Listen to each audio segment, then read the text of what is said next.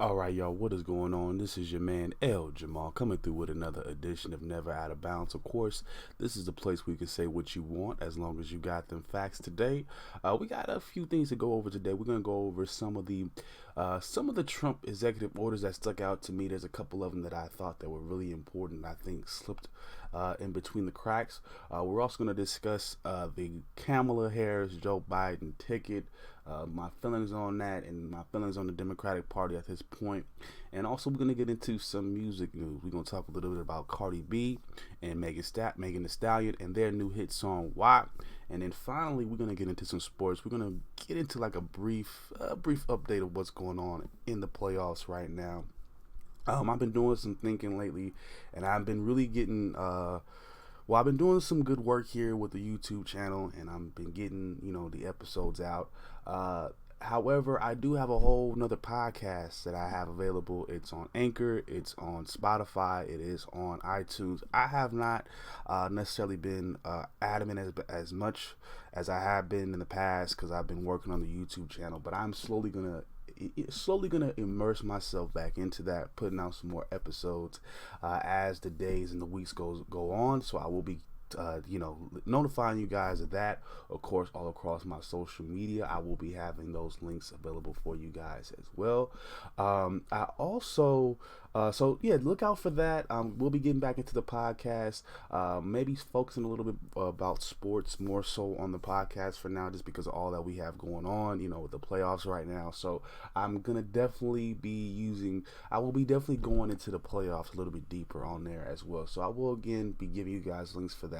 So let's get right into it, okay? Let's get into these Trump executive orders. Now, a couple of them, like I said, that really stuck out to me was, for one, he made some changes to the Sentencing Commission.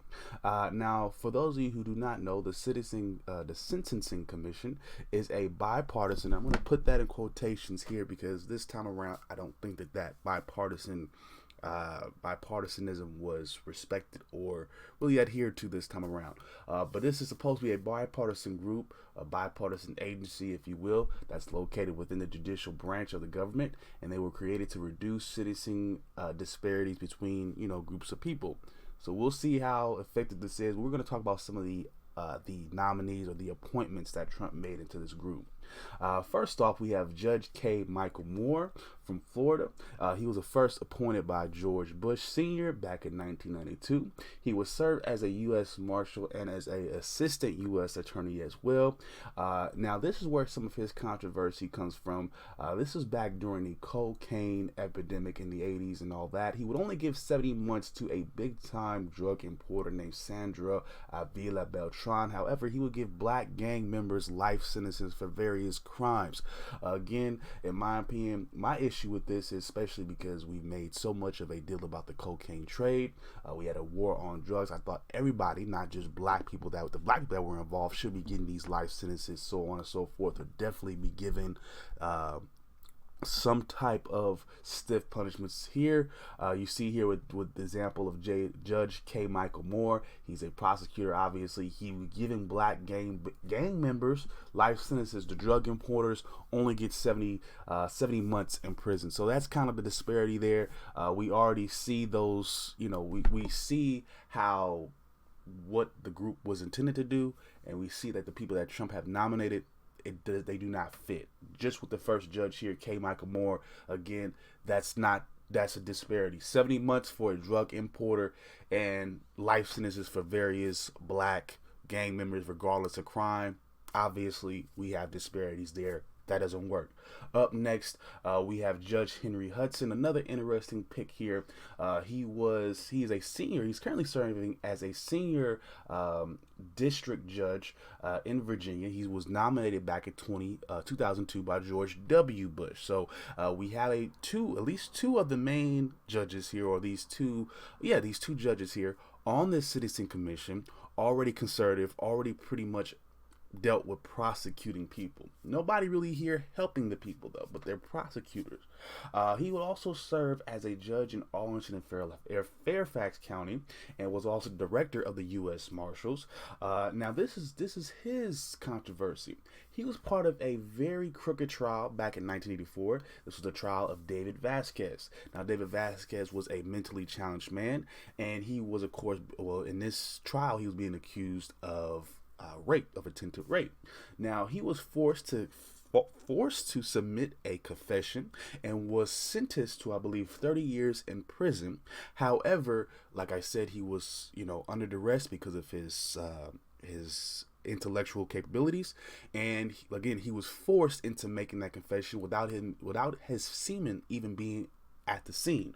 So we have a young innocent man here, Latino man here, mentally challenged. He was forced to be in jail for 5 years up until Henry Hudson was again elected out of his office.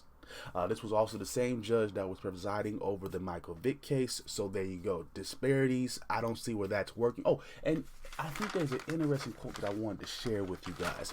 And this was Judge.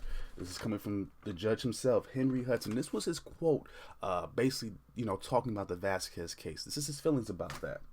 Vasquez, like I said, he was served 5 years. Again, he had to get released after Hudson was, of course, voted out of office. Hudson went on to say, I certainly wish him the best and regret what happened. However, I offer no apologies.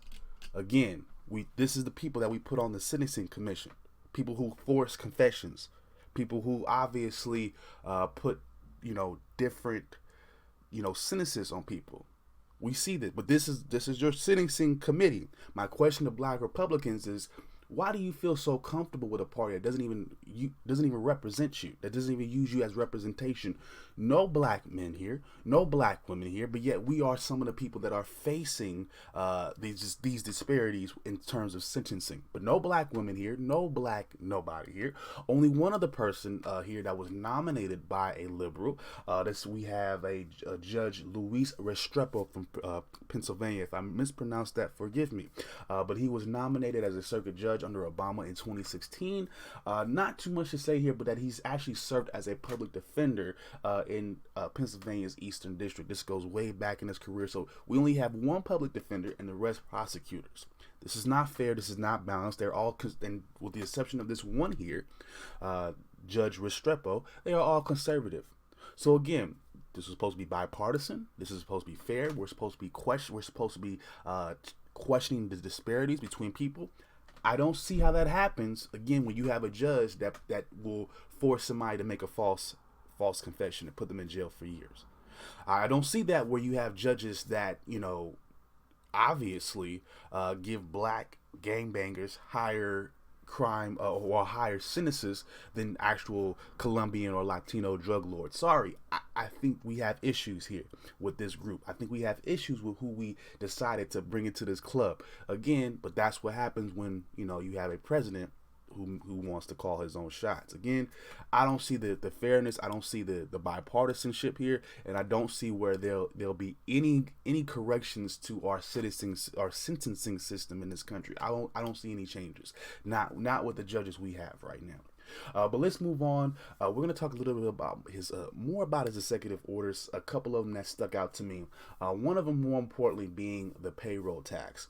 Now, a lot has been said about this because, there's this belief that without a payroll tax, that us, the regular average Joe worker, will be bringing home a bigger paycheck. Of course, this will count for people making less than $4,000 on the check every couple weeks, so bi-weekly, so on and so forth. Now, this is the thing. This is the caveat about the payroll tax. Now, your employer is required by law to tax you anyways. So again, the payroll tax, and let me get this straight so there's no confusion. It's just going to be a break from the payroll tax. So what President Trump is, I guess, what he's proposing now is that we take a break on the payroll taxes. We don't pay them for now. And of course, on the surface, it would say the American people bring more money home. But again, we know that that's a lie. 'Cause I just said that by law, your employer is supposed to tax your income anyways, by law. So there is no escape. So what is liable to happen is you'll still get taxed anyways, but your employer will hold the money until this pause in the tax is over. Now, when it's over, then they'll be able to take whatever money that they've been taxing you and just give it to the federal government. That is more than likely going to be the plan. Okay, you're not escaping from a payroll tax. You're not escaping from having to pay because you have to pay. See, this is the funny thing. The law requires that we, the workers, the ones that pay the brunt of these taxes, have to pay. You and I have to pay. Somebody like a Wesley Snipes, they have to pay taxes, or they're gonna go to jail. Obviously, the only thing they were to get, you go back in time, they cared more about taxes than anything else. Al Capone, of all the things he did, they could only get him for the tax evasion. But, Trump, you ain't see he ain't paid a dime in taxes. We know he hasn't. Jeff Bezos, same thing, hasn't paid a dime in taxes. Oh, Bill Gates hasn't paid no taxes either. But guess what?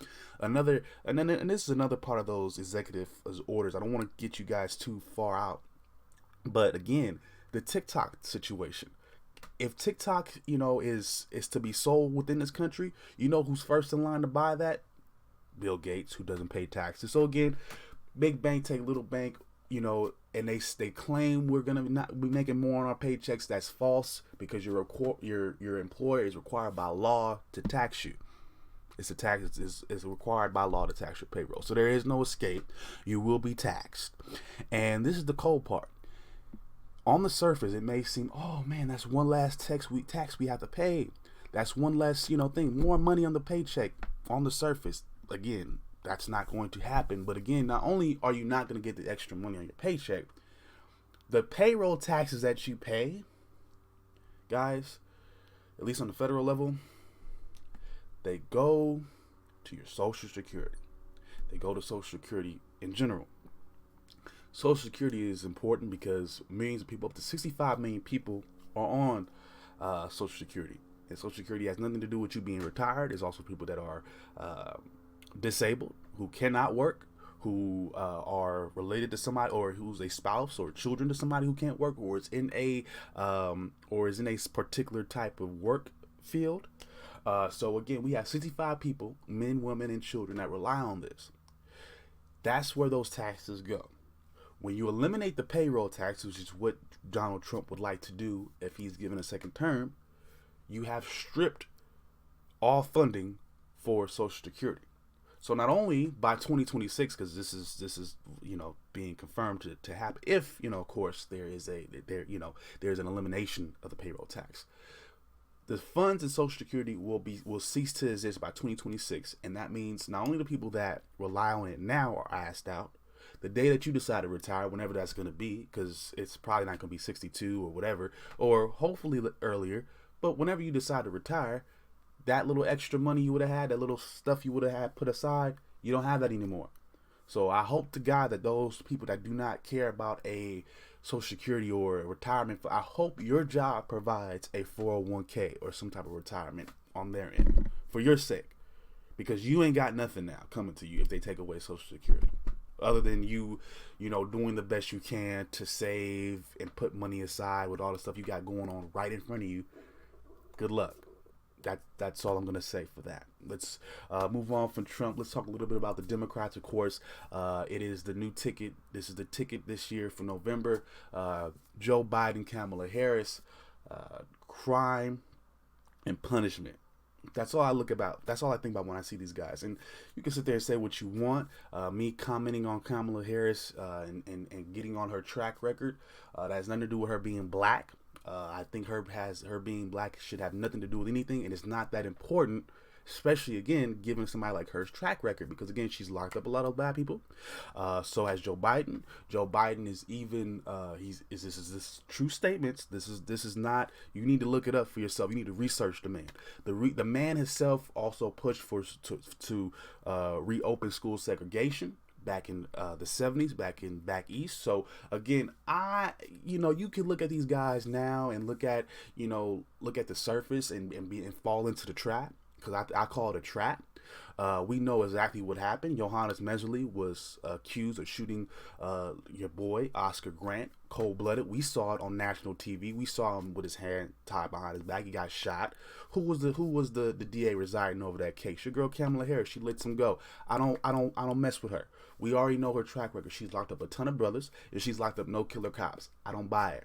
The more I think about it, the more I don't trust it. Sorry, same thing with Mr. Joe.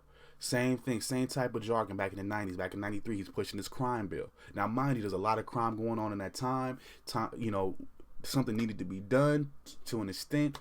But again, you had a lot of black people being locked up because of the laws that the Democrats pushed and passed over the 90s and over the course of time.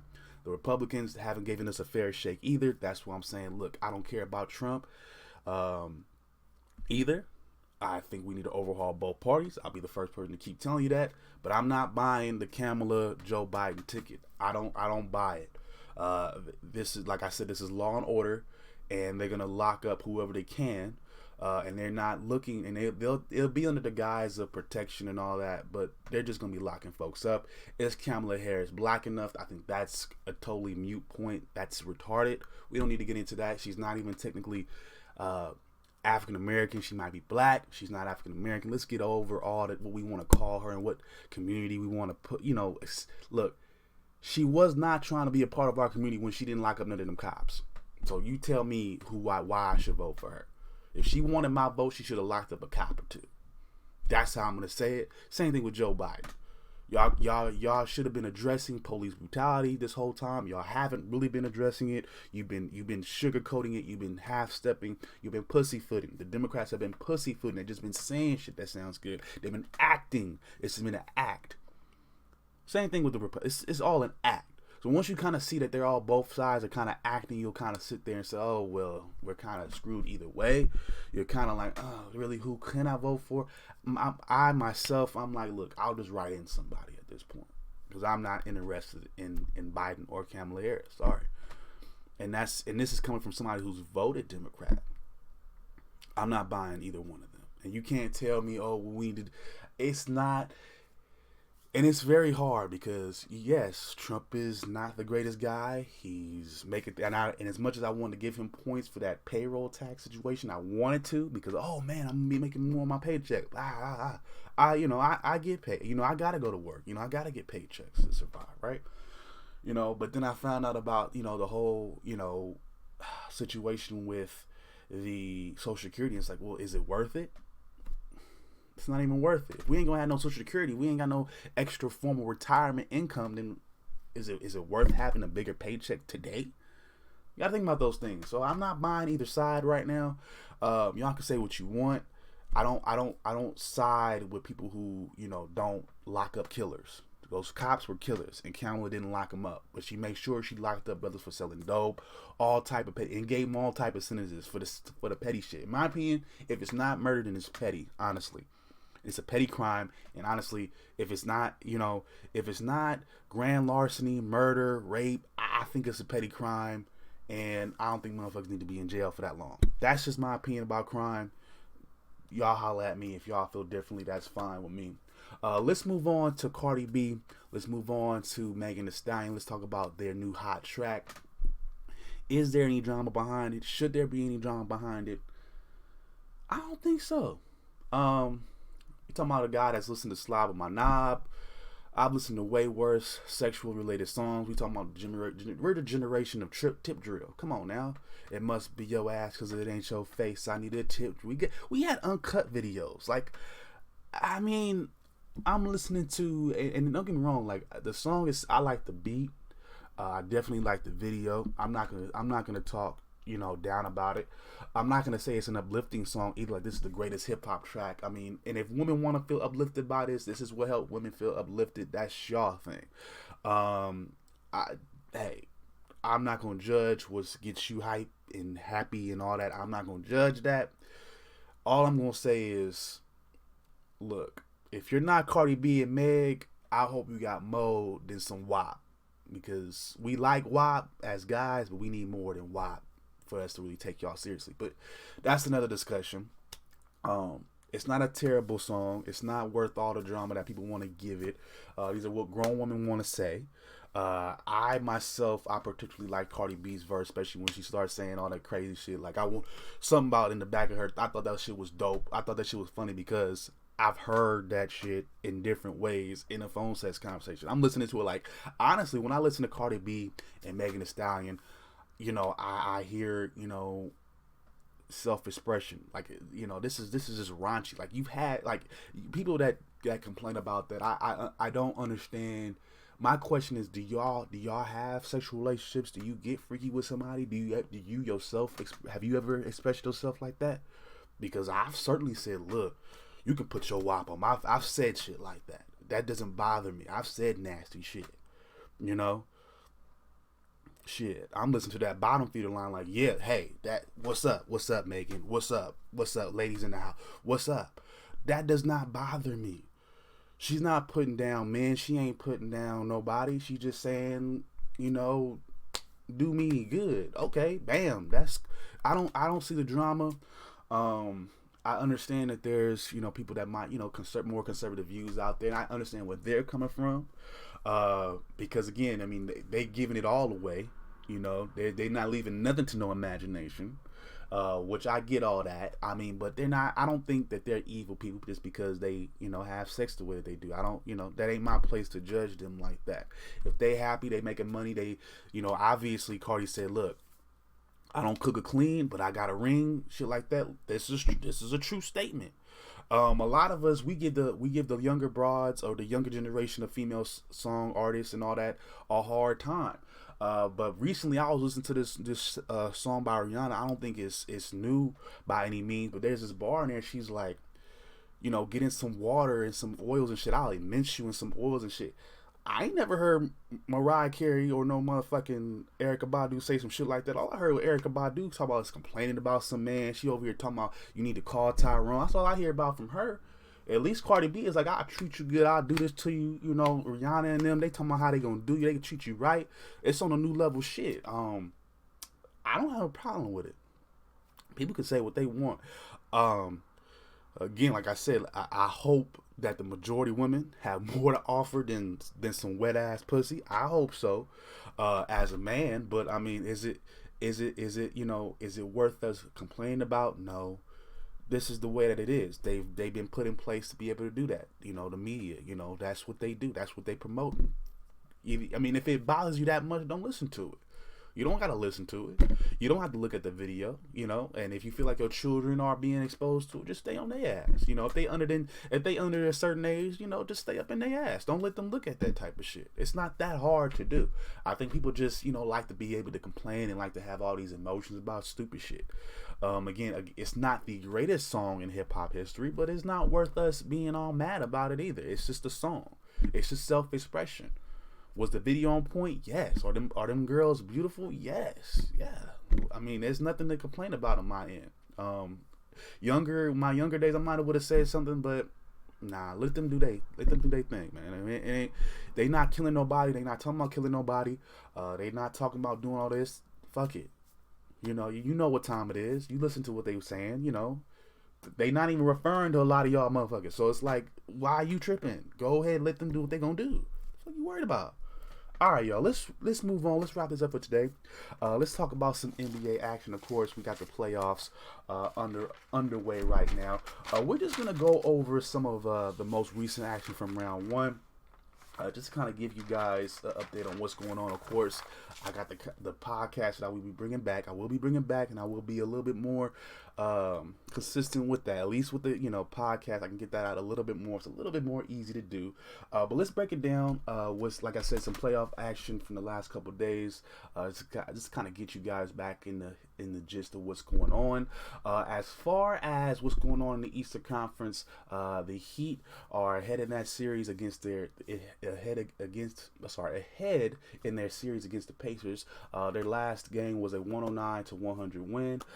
Duncan Robinson went off in that game, 24 points from him. He set a franchise record for playoffs threes. I think that was 7 for 7. He had 7 3-pointers, a franchise record in the playoffs. He also had 2 assists and 2 rebounds to that. Jimmy Butler, aka Jimmy Buckets, had 18 points, 7 rebounds, and 6 assists. Moving on, we got the Thunder here. For the Thunder, they had their second game against the Rockets yesterday. They took an L in that one. The Rockets lead that series 111-98. Back to the Pacers before I forget real quick. Victor Oladipo would have 22 points for them, and also Malcolm Brogdon would have 17 points for the Pacers as well. But again, like I said, the Rockets lead that series 2-0 against the Thunder. The last game last night was a 111-98 win.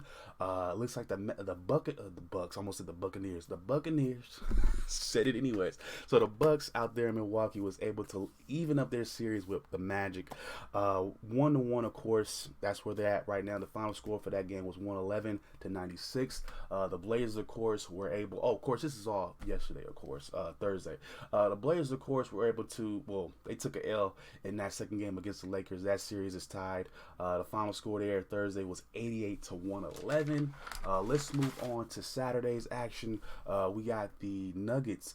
They took a loss to the Jazz, 124-87. The Jazz lead that series 2-1. The Raptors are in a 3-0 commanding lead over the Nets. 117-92 was the final score in that last game.